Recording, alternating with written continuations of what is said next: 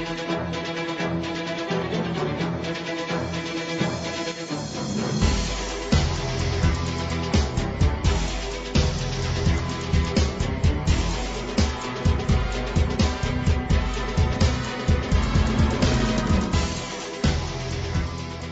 everybody, to the NFL Show on the Grueling Truth Sports Network. I'm your host for the NFL Show, Mike Goodpaster. Right now, I'd like to welcome in my co-host. First up, from the FF Face-Off, Anthony Cervino. How you doing, Anthony? I'm doing awesome, Mike. How are you? All right. And, of course, our Grueling Truth NFL beat writer, Sam Teets. How you doing, Sam? I'm doing great, Mike. Thanks for having me on. All right. Well, everybody's doing great, so that's a good thing. There's no football that happened this weekend, of course, because the Pro Bowl is not a football game and should be banned forever. But let's talk a little news. First up, Anthony, Robert Kraft said that he's bringing Tom Brady back. Yeah, well, Kraft said that he plans to bring Tom Brady back, but I think the bigger question is does Tom Brady want to return to New England? I think Tom has a little of considering the Patriots. I can't hear Anthony. Anthony. No. Anthony. All right, Sam. So I think that this way, if he wants to get paid. Go ahead. You cut out. If Tom Brady wants to get if Tom Brady wants to get paid, we know that New England's not going to be the team to do it. And if I'm going to take any type of a pay cut, I'm going to want better personnel, especially in the offensive side of the ball, especially when you have a team like the Chargers. Their quarterback job looks like it's going to be open, and they're a loaded team that is a Tom Brady type of a piece away from making a deep run. Yeah, but I think this. If he wants to get paid, probably the place that can pay him the most is New England with a desperate owner like Robert Kraft, Sam. Yeah, I mean, Brady could always leverage his relationship with Kraft and possibly go over Bill Belichick's head again. Because we saw it happen with the Jimmy Garoppolo situation. Now, it's not a good thing to do if you're trying to work with Bill Belichick moving forward. But if you really want to stay in New England and you really want to get paid, I'm sure there's plenty of options for Brady. Well, how about this, Anthony? Does Kraft risk losing Belichick if he overpays to keep Brady? Is Bill under contract? It doesn't matter. Bill could always just say to hell with us. I mean, I don't think so. Sam? I think Bill Belichick wants to coach. Yeah, he wants to coach, but he could take a year off and come back and pick whatever place he wants to go to. Yeah, I mean, it's just hard. I feel like the right decision is to stick with Belichick, in my opinion. I always feel like when it's a legendary coach versus a legendary player, I think you got to lean a little more towards the coach, because I think that's the guy who will build you forward in the future. And Brady obviously has a finite amount of game left in him. But I could see a situation where Brady does manage to put Bill Belichick out of a job if that comes to a situation. He could manage to either force Bill out, or Bill could just say, yeah, I don't want to do this. I don't want to stick around in this mess. So I can totally see that happening. Yeah, and the thing about that, Anthony, is this. He may have to sit out and not coach for a year, but could you imagine the offers Bill Belichick would get next year? I mean, any team should want to sign Bill Belichick if he be. Yeah, and they're going to overpay for him big time. Any team. Yeah. So when we look at Drew Brees and the situation in New Orleans, of course, Russell Wilson gave him the starting position yesterday in the Pro Bowl for what that's worth, which if you watch the game, it's not worth that much. And when we look at this, though, the old saying is once somebody starts to talk about retirement, they're pretty much done. Even if he's not, he's only got 1 year left, probably, the way it looks, Sam. So what do you do if you're the Saints? Because I know a lot of Saints fans out there always send direct messages telling me I'm nuts, but I would go with Teddy Bridgewater because the New Orleans Saints are not going to win another Super Bowl with Drew Brees. Yeah, at this point, you really have to stop and think about the future of your organization, and you cannot pay to keep both Brees and Bridgewater. So it's coming down to a decision here. This is basically, like we said before the show started, another kind of Brady versus Garoppolo situation almost. And in my opinion, you got to go with Teddy Bridgewater in this case, because it's not like necessarily like Brady and Garoppolo, because Brady was still younger in this case. Drew Brees is already 40 years old. He's actually already 41 years old. He turned 41 this year. So you're looking at a 41-year-old versus a young, healthy guy who played some good reps for you last year and looks like he could be a guy for you who plays for the next 5 or 6 years on one contract. So in my opinion, you just got to go with Bridgewater. He's not going to be a max contract type guy, or he's not going to be setting records or anything like that. So pay Bridgewater and move on from Breeze, and you still have the offense around to help him out next year. Yeah, but my question, then, Anthony, is this. Are we sure that Bridgewater is that guy? I don't know if we're sure if he's that guy, but what do we know? We know that the Saints, maybe they weren't putting up big-time numbers in the first couple of games. They were winning games in different ways. Their defense really carried them, and Bridgewater did enough to win some games for the Saints while Breeze was hurt. Bridgewater's 27 years old. You know you can get the next couple of years out of him, whereas with Breeze, like you said, maybe you get one more year. We don't know how Breeze is going to look. I keep crediting his early season injury to the reason why Breeze looked so good towards the end of the year. Can Breeze do it for a full 16 games and a deep playoff run without injury anymore? I think if you take, being a fan out of it, if you're a Saints fan and really think about it, maybe it is time to move on. Especially now, if Bridgewater's willing to stay another year, then fine, then you don't have an issue. But if Bridgewater is going to take another job, unless the Saints give him the starting job in 2020, then I really think you have a decision to make. Well, and I think Teddy Bridgewater would be crazy to stay for one more year with the Saints and take less money. Because he can go somewhere and be a starter and get paid like a starter right now. I agree. And you never know what happens in the next year. Because you also got Taysom Hill there. Maybe they think he can be the starting quarterback. I think he's a free agent too, actually. They're all three of their quarterbacks are free agents right now. Yeah, but the thing is, Taysom Hill's not going to cost you near as much money as Teddy Bridgewater. That's true. But all right, let's go ahead and we're going to take a look at the AFC North and off-season free agents, and we're going to start with the Baltimore Ravens. And biggest free agent there, Matt Judon, whatever the hell you call him, the outside linebacker. What do you think the Ravens are going to do this offseason? They've got, besides Judon, they've got Josh Bynes, Pernell McPhee, Michael Pierce, Jimmy Smith. That's just some of the prominent unrestricted free agents they could lose. What do you think the Ravens are going to do in this offseason, Sam? I think they're going to do everything they can to maintain Matt Judon, because if you look at that group of other guys you listed, they're role players, but they're not key parts of his defense. Judon came out and led the team with 9.5 sacks this year. He had 7 the year before that, 8 the year before that. So he's not a top-tier pass rusher, but he's a proven pass rusher who can get you that kind of production during the season. And if you look at the roster, they really don't have anyone else who can rush the passer. I mean, the next closest guy was Ty Bowser this past year with 5 sacks, and he's a rotation player. He's not a original starter. So, in my opinion, you have to do whatever you got to do to keep Matt Judon, whether that's pay him a lot of money or it's the franchise tag. I think you got to try to retain this guy. He had 33 quarterback hits this past year, and second on the team was, again, Bowser with 10. So it's a lot different in terms of the production and the level of play there. You can't just move on from this guy because the pass rush will not recover that quickly. All right, so let's look draft-wise, Anthony. If you're the Ravens, I mean, you can touch on the free agents, too, if there's anybody here you think they can't afford to lose. But where do you go if you're the Ravens to strengthen this team? They spent a first-round pick last year on Hollywood Brown.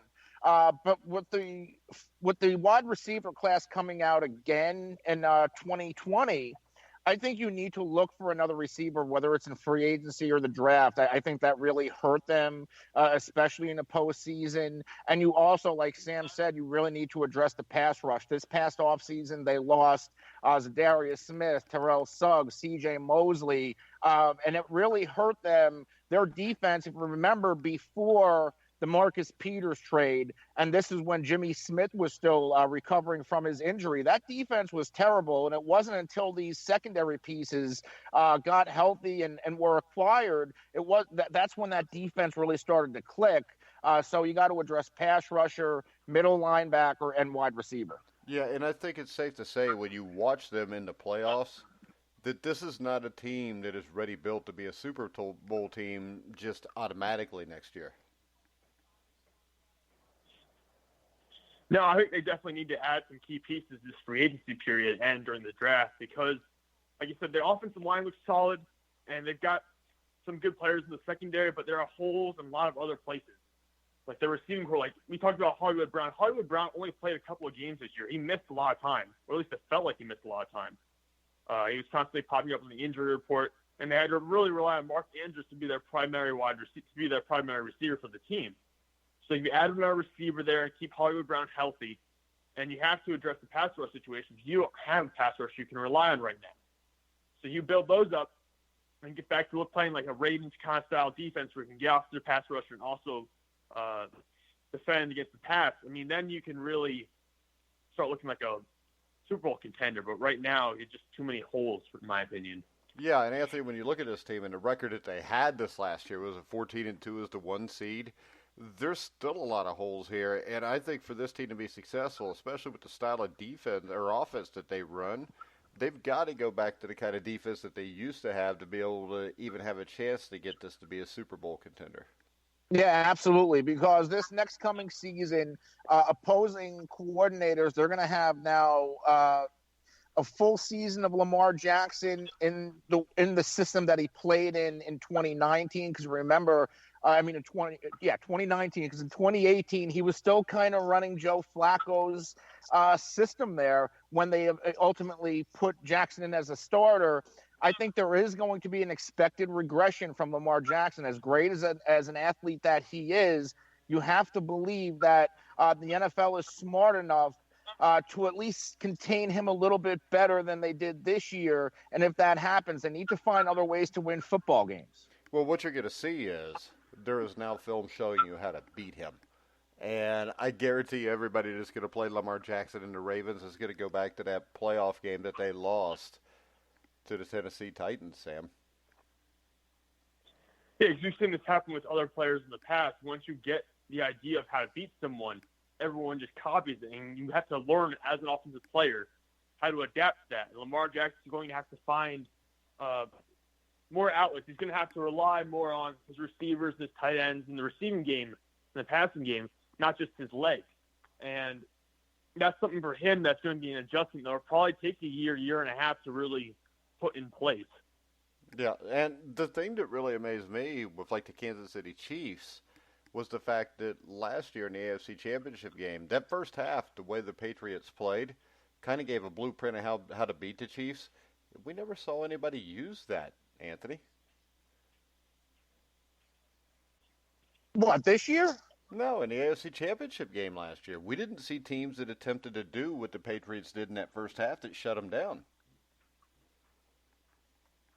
I mean, the Chiefs, they did look a little bit more containable this year than they did last year. Well, yeah, but still, I think the big problem is the issue the Kansas City Chiefs give you is you've got to have long, athletic defensive tackles so you don't have to blitz and you can get pressure with the front four, and there's not many teams that are built that way. But it wouldn't surprise me to see teams in the AFC North start to build their team that way to slow down the Ravens. Let's go to the Cleveland Browns, who, of course, will be playing in the Super Bowl this Sunday, won't they? At one time, people thought they would. At one time, people thought the Browns were a Super Bowl contender. I know. People are so stupid. But when you look at the biggest free agent for them, it is probably Joe Schubert, who is a inside linebacker. Kareem Hunt, who I think just recently got arrested again, didn't he, Anthony? He was cited, I think it was a traffic violation. They found a little bit of marijuana in the car. I don't think he was arrested, so I don't see this being an issue. I do. Because when you got a guy that's been in trouble as much as he has, to get, cited for just having a little bit of weed on you seems to be a red flag to me, Sam. Yeah, for him, this is more of a problem than it would be for a normal player because Kareem Hunt now has a history, and if you continue building on history, teams aren't going to see you as a reliable player. They're going to fear that you get suspended or you do something else. So even little things like this at this point are red flags where teams are like, oh, we don't want to take a risk on him now because we don't know if we can rely on him to be with the team. Anthony? I would take a risk because maybe you get him at a discount because we know what his upside is. You know, he has the upside of a top 5 running back in this NFL. Anthony, he has the upside of a top 5 running back who halfway through the season last year kind of destroyed the Chiefs' chances of winning a Super Bowl because he only cares about himself. We're talking about Kareem Hunt. Yeah. Oh, okay. I'm mixing years up. I'm like, he was with the Browns and didn't play the first half. Yeah, but what I'm talking about is this. I mean, he is a guy, and my problem is the thing with Kareem Hunt, that was an altercation that came out in the middle of the year that happened before the season even started, right? It doesn't matter. It still destroyed the Chiefs' season because I still think to this day that the Kansas City Chiefs are in the Super Bowl and they probably win it last year if Kareem Hunt could control himself off the field. And when that is the case, and even if it's something as minute or minuscule as having a little bit of weed on you, that still shows me that his priorities are not to help the team he's on to win the Super Bowl. That's fair. I still do. I mean, it's crazy to say. I still think Kansas City is the best landing spot for Kareem Hunt if he can keep himself out of trouble. Well, he would be. But if you're the Kansas City Chiefs and you take that chance again, you're stupid. I mean, he basically destroyed your season, so you're going to bring him back and see if he can do it again. But look where they are without him. Exactly.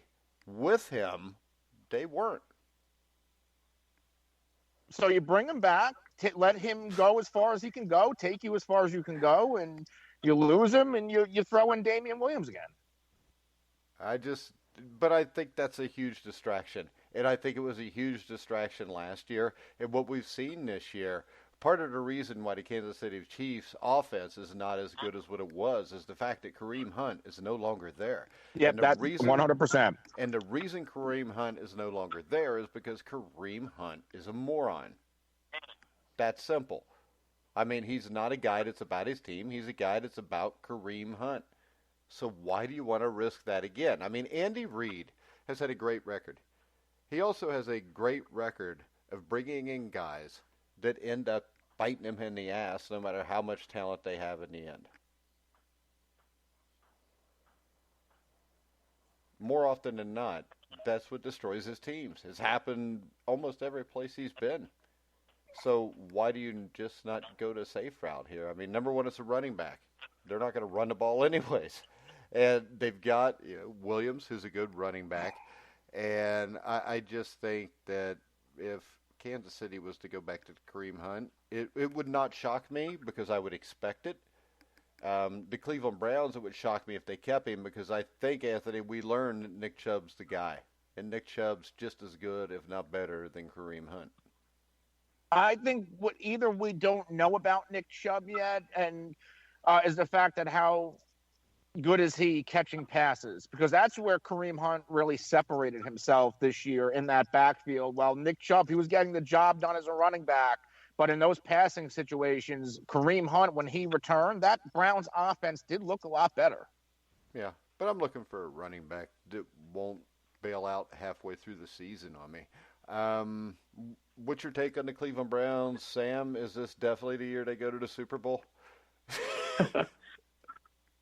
Listen, if I'm Cleveland, I get settled in for another long year of football because I just don't see – if it didn't work this year and you're making some coaching and organizational changes, I just don't trust Cleveland to make moves that will improve their football team at this point because at this point it's just entirely organizational. I don't know what Cleveland can do at this point because they've made all these changes. They make decisions. They try to draft good. They get some players in free agency. They do these things that usually – haven't happened to them. They had some good fortune last year during the offseason. And they somehow still ruined it. So in my opinion, I just don't see what Cleveland can do to get over the hump, especially not next year. All right, so let's move on, and we'll start off with Sam because we're going to talk about his Pittsburgh Steelers. Biggest free agent is Bud Dupree.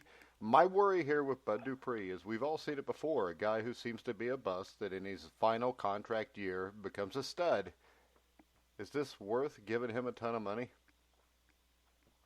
I don't think it's worth giving him a ton of money, which is kind of painful to say because I know that means Pittsburgh needs to go and draft another outside linebacker, and I feel like they do that basically every year at this point. But, I mean, realistically, looking at his numbers, like this is a breakout year, and it's far above his usual standards. It's basically double his sack production.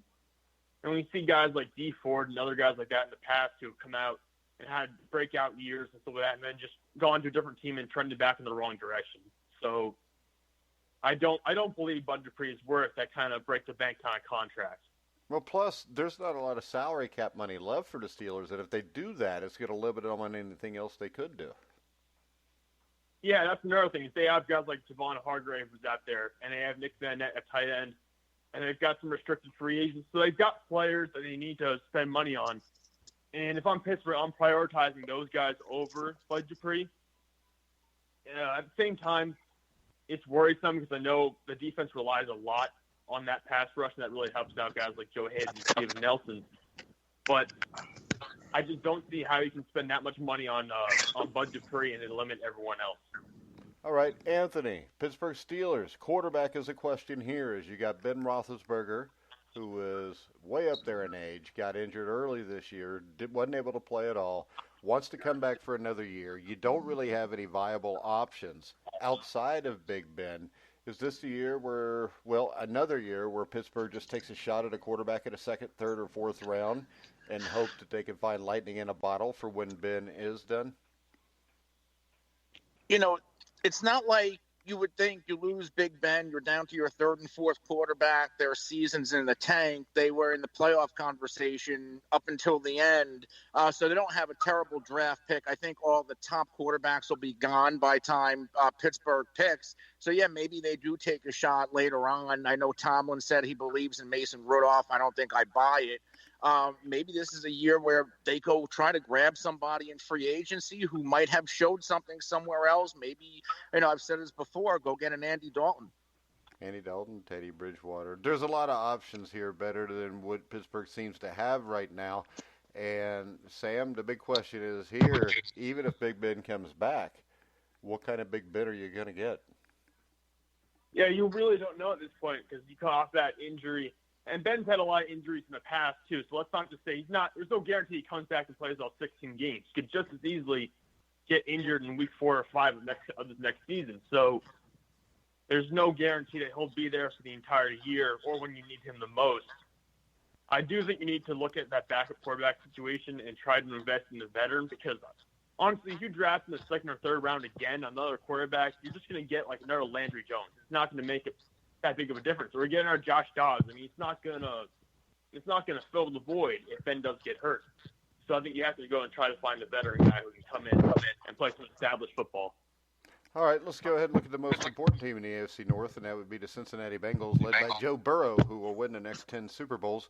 But I assume they're going to pick Joe Burrow. If they don't, they should be disbanded and drop to Division III college football. And A.J. Green is the big question here, Anthony. What do you think happens with A.J. Green?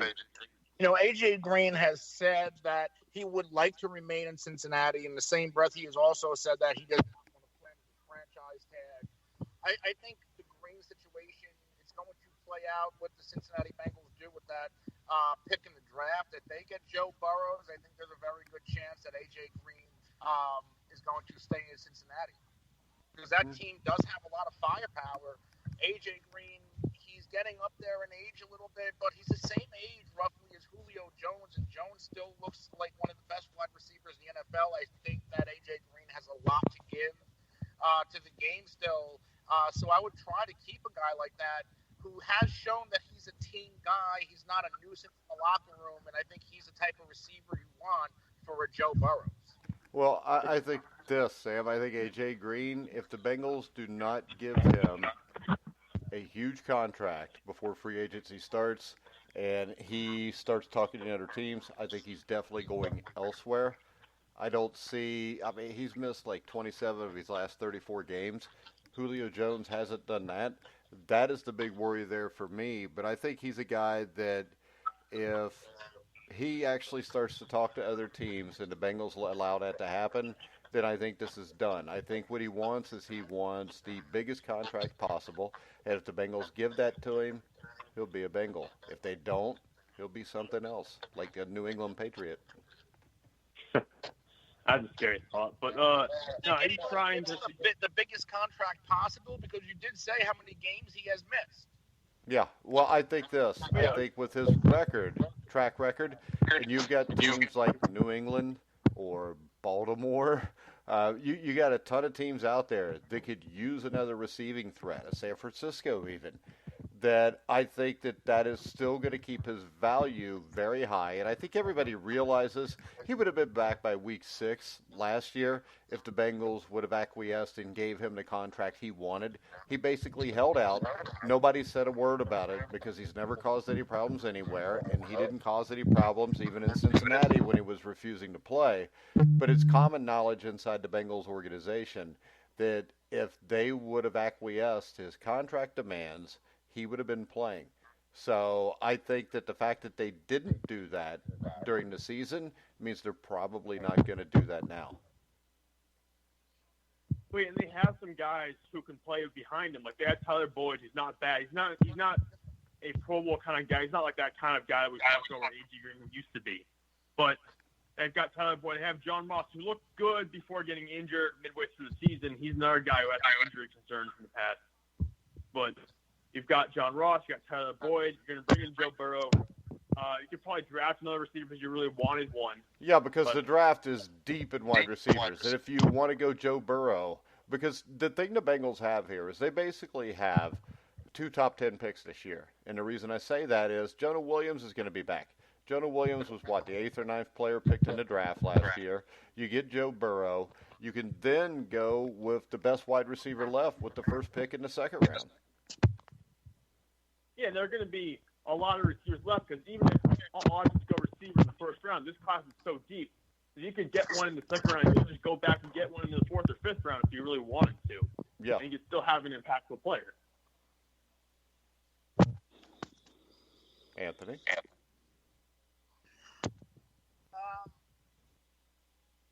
I lost you there for a second. You there, Anthony? Yeah, you were breaking up. What was the question? I don't know. Sam made a comment. I don't know. I think with A.J. Green, the place he gets the most money is probably Cincinnati, just because he's been here and they try to keep people mad. I don't think it matters to him whether Joe Burrow or Andy Dalton is the quarterback. I think A.J. Green, in the end, just wants to get paid right now. Yeah, I mean, I don't blame him either because he's getting up there. He's 31. He's going to be 32 next during the season. And with all the injuries he's had at this point, he just wants to secure the bag kind of here as a receiver. Like, he's going after his own personal interests. And you do have to respect that. But at the same time, you're kind of worried if you're Cincinnati. You're like, I don't really want to pay A.J. Green a 4 or 5 year deal worth a lot of money. If he asks for anything more than 2 or 3 years, I'm Cincinnati, I won't do the deal.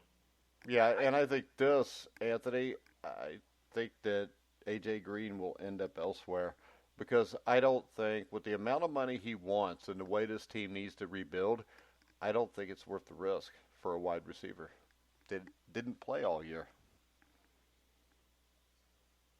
I think we're going to see a situation because you did say that, if he hits free agency, he's going to go. I think Cincy's going to end up putting the franchise tag on him. He doesn't have to sign it. I think this could ultimately drag out, and possibly Cincy eventually trades him. Yeah, I can't let A.J. Green go for nothing, especially when Emmanuel Sanders and Mohamed Sanu were going for second-round picks. Yeah, but this is the Bengals. And Mike Brown is a guy who's known for, A.J. Green gave us everything he had. We're going to let him go get paid. Because remember, this is a Mike Brown that in 1997, when Boomer Esiason came back to Cincinnati and won like 5 of the last 6 games, Boomer went and asked for a new contract for the next year as the starting quarterback, and at the same time was offered to be on Monday Night Football. And Mike Brown told him to just go do Monday Night Football because that would be better for his long-term success. So, I still don't think he'll end up being a Bengal, but we'll see. All right, anything else we want to discuss today? Anthony, Sam? I covered mostly everything that's out there right now. It's not much going on. Anthony? Yeah, it's been a quiet couple of days. Yeah, that's because the Pro Bowl was played and everybody waited with bated breath for that. Doesn't tonight begin all the press coverage on the Super Bowl? I don't know because it seems like everything is 24/7 Kobe Bryant right now, so I'm not really sure when the Super Bowl will kick into effect this year.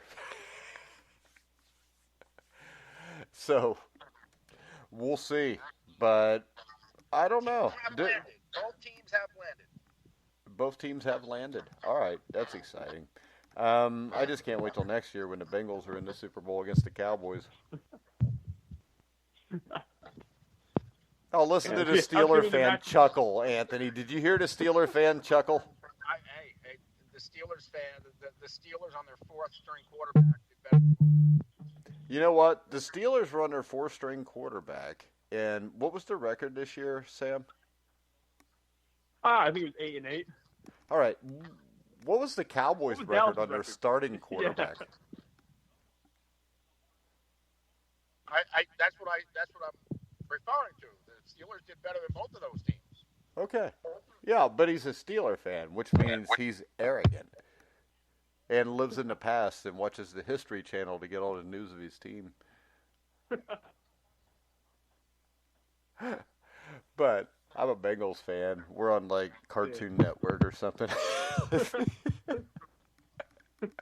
I don't know what channel the Cowboys are on, but it's been a long time since the Bengals or Cowboys have been relevant. Unless doing stuff is stupid stuff makes you relevant. Sam, you want to tell everybody where they can find you on the internet? Yeah, you can find me on Twitter at Sam_Teets33. I publish articles and stats regularly, so feel free to go check those out. All right, Anthony? Follow me on Twitter at The Real NFL Nerd. Follow the show at the FF Face Off, which we found on all the top social media and podcast platforms. All right, guys, and if you did not hear Anthony, because your phone's really loud right now, or really low right now, Anthony, but go to the FF Face Off on Twitter or anywhere else. You can find him on The Grueling Truth also. Make sure you check us out on iHeartRadio, iTunes, TuneIn, Spreaker, Stitcher. Give us a rate. Give us a comment. But for now, for the NFL show, I'm Mike Goodpaster, Sam Teets, Anthony Cervino. You've been listening to The Grueling Truth, where the legends speak.